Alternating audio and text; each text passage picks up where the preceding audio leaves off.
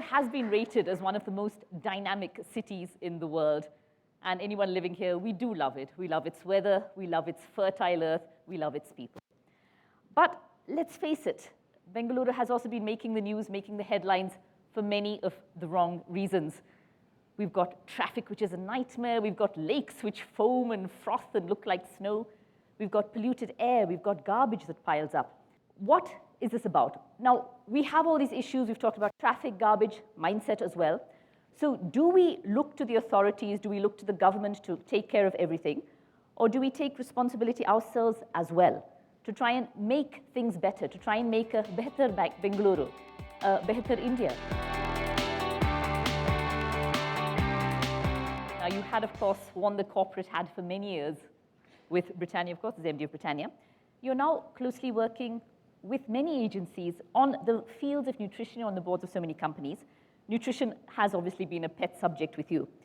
Now, whether it is nutrition, health, or the environment, nutrition, of course, being your pet subject, how does a company really embed social issues in its business model, rather than just a question of having it imposed on them from the outside? How does it become part of the company's soul? I think that's a great question, Maya. And honestly, we have to think in terms of not corporate social responsibility, but simply corporate responsibility. Okay. For a country to be healthy and nutritious, and this relates to what we just heard in terms of what you're trying to do with Behtar India, we need access to potable water. We need access to primary health care. We need access to good food. We need access to hygiene and sanitation. In fact, the UN, together with working in nutrition, has something called WASH, which is water and health, and sanitation. Okay. So all of these things must come together in an ecosystem, which is why the concept of Behtar India makes a lot of sense. Mr. Naveen Soni, hygiene, of course, is another very, very important aspect of the Behtar India campaign. Now, Toyota has, of course, done a lot of work in this field, and you are making it sound as simple as ABCD. Could you tell us something about that? Close to about 6 to 7 years ago, about sanitation. And that journey was in the area of household sanitation. We had our challenges, we had our experiences, we had our learnings from that. Because what we realized is that it's not physical availability of a toilet at home. It's about the usage of the toilet, even if it is available, was the issue. So that is like the behavioral change you're talking about, ABCD absolutely. Being a behavioral change demonstration. Yes, yes. Okay. And then we ran a campaign where we said, okay, our person will come once a week. If he finds it always clean, we'll be giving you a 3-star rating. And that school was called as a 3-star school. And then 2-star would be sometimes it's dirty.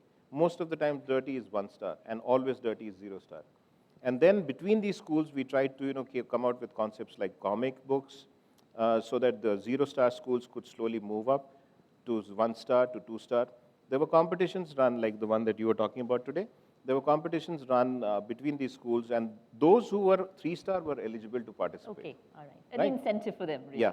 So incentive for them was that if they do a 3-star, if they are a 3-star school, then they will be eligible for those award ceremonies and those quiz competitions. That was a big learning. We brought the 2-star and 1-stars to the 3-stars and say, if they can do it, you can also do it. And slowly, gradually, we are so happy and proud that at the end of 1 year, when we had given a commitment to keep these toilets clean for at least 1 year from our side, now at least 95% or more of these schools are 3-stars. Which means that when we leave them at the end of 1 year, we are sure, reasonably sure, that they will keep it in the ideal condition for the rest of the usage life. That's fantastic, because so many children, girls particularly, drop out of school because of the simple non-availability of toilets. Yeah, and that's the KPI that we are measuring now. So it's not about building toilets and then saying, okay, that's our responsibility, it's over.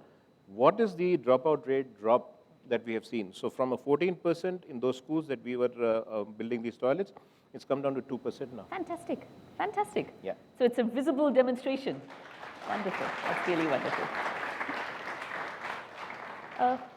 Rumi Malik Mitra, we've spoken a lot about collaboration here and how Vinita mentioned how nutrition provided in the biscuits, which is what Britannia was doing. If each company, if each corporate brings in their own expertise into this whole business, it would seem to make common sense. Like IBM, of course, being a tech giant, can technology really be used? Can you use your core strength to make things better? Yes. So let me first congratulate the team here for putting up this platform. I think it's a very interesting one. Before I answer the question, a quick information. IBM is a 100-year-old plus company, and our approach to social challenges is the same as any other engagement, which is leveraging or applying our skills, our talent, and our technology to create innovative solutions in education, in healthcare, in governance, in environmental sustainability, in any of these areas. So for us, what is important is how we are able to leverage the competencies that we bring on the table. And for us, it is not giving a grant or giving us one-time support, but it is engaging in a continuum, which ranges from volunteering, so employees volunteering, to pro bono skills giving, to cash grants, to management expertise. So we bring all of these on the table. Now, given that the problems and the challenges that we are talking about here are meta in scale, we can't resolve poverty or healthcare for the masses or education for the masses just by standing alone. So from that context, I think IBM and a lot of companies have always believed in working together. We, from our part, have always worked with organizations. Most of our partnerships has been with not-for-profit, trying to build their skills and competencies to do their work better. In the same way, we have worked with municipal corporations, various other state departments, to help them build more efficiency, more transparency, better tracking, better trend analysis from the work that they do. So I think these are the kind of skills that IBM can bring in on the table, given that we are working on cloud, we are working on cognitive, we are working on mobile, we are working on AI, artificial intelligence. These kind of tremendously big opportunities in technology also offer us excellent opportunities to add a lot more value to the programs on ground. And I think those are the kind of skills that we can bring in a platform, and we always look forward to excellent opportunities to collaborate. That is fantastic, because as the strength of IT and the strength of the city as well is to a very large extent our technical abilities. Right. That could also be leveraged. That's really wonderful. Prashant Mehra, now environment is of course one of the big pillars of this Behtar India campaign. Mindtree has done a lot of work in the fields of garbage, in the fields of cleaning up one of the most visible signs of the dirt in our city. Could you tell us a bit about what you've been doing on this and what you've learned, which we could also incorporate in the campaign? So we took a very interesting approach to handling the issue of garbage. On one hand, you see garbage. Yeah. On the other hand, you see waste pickers who are rummaging through the garbage. Something drew us to them. Okay. And to the fact that 78% of India is self-employed. And we said that it's actually inappropriate to call them self-employed, okay, because employees are paid salary, employees don't take risk. Nobody is paying them salary and they take all the risk of an entrepreneur. So it would be appropriate to say that 78% of India is independent entrepreneurs. And we said rag pickers are one of them. Yes. Then we did, so what does Mindtree do for a living? Going back to your question about build it into your business model, what's your expertise? We engage with our customers to help them improve their businesses through technology and consulting. We said, what if rag picker was a customer? Yes. If we looked at their work as micro business, as independent business, can we then engage with them wearing the lens of business and offer and build technology solutions, technology platforms for them to run their business of waste management more efficiently? Fantastic. Now, but what do software engineers in Bangalore know about building rag pickers business?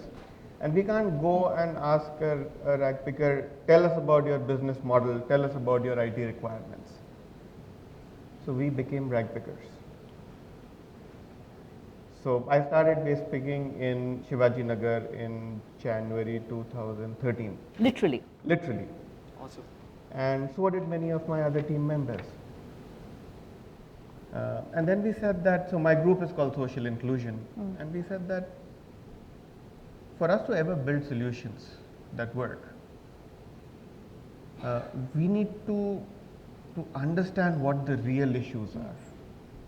And real issues are always end up being last mile issues. Whether they are distribution issues or capacity issues or some other issue, real issues end up being at the last mile. So we created a software engineering ecosystem that allows our engineers to live in a rag picker slum, to operate of a dry waste collection center, to go to a village and work out of a farmer's house, to build solutions, because then they can talk. Then they are with their customers. And now they have an understanding of what it means. Because you can't ask a farmer or a rag picker, what do you need? On the other hand, you can literally become them to understand what their business is. Experience what they experience. Yeah. More than experience, you've got to become them. Yes. Right? And then you know that I know what their business is. Vinita, if I can come back to you, garbage has also been on your mind a lot, hasn't it? And what did you do about it? Yeah, I'm just going to build on, the story that we just heard and just share some facts to make it very real. So Bangalore city, since we're sitting here, generates order of magnitude 4,500 tons of garbage every day. And, together with several partners, some of whom are also sitting in this room, we actually, did some work and established that 65 to 70% of garbage is generated by what we call the bulk generators. So the bulk generators would be, hotels like this, institutional complexes, large, residential complexes, hotels, hospitals, and so on. And the insight really was that if we took individual responsibility to deal with the garbage that we generated, because the bulk generators do have the wherewithal and the resources to do that, then certainly the municipality would only have to deal with 30% of what we are generating and not the entire 4,500 tons. And this wasn't just theory. Like you mentioned, I went with a group of youngsters in our office, and we literally followed a garbage truck. We went into the rag picker colonies. You see these little kids, who are 10 and 11, their nails are black. Nobody gives them any masks to wear. There is toxicity all around. And, I came back saying, we're going to be part of the solution. So it took us 3 weeks, actually, to convert the Britannia office complex from generating about a ton of waste a day to zero waste. And zero waste. To zero waste. We were not taking anything less for an answer.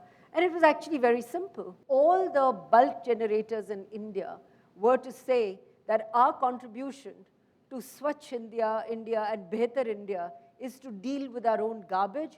We would get to Swachh India in a matter of months, not years. So the contribution from them should be zero in many ways. Yes. All bulk generators to deal with their garbage. Zero contribution of garbage. Fantastic.